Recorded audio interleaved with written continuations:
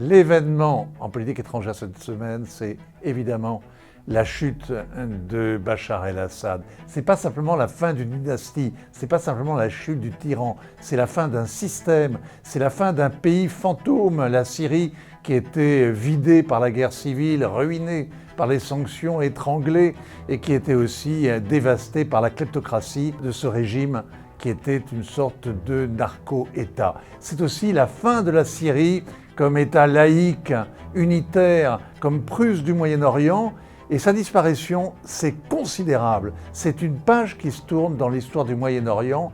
Tous les équilibres se retrouvent remis en cause. Et ce n'est pas simplement un grand puzzle qui nous intéresse, nous sommes directement concernés. Parce qu'en Syrie, il y a les djihadistes. Il y en a deux sortes. Il y a ceux qui sont enfermés au nord et qui risquent d'être relâchés. Et il y a ceux qui, au sud, ont acquis désormais le pouvoir, qui se disent différents, réformés, recyclés, et qui nous posent la question suivante: est-ce qu'il y a des anthropophages modérés?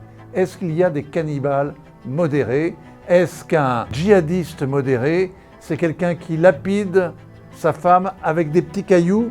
Ou est-ce que réellement, il peut changer et reconstruire l'État? La réponse n'est pas dans le JD News, mais je vous souhaite bonne lecture quand même.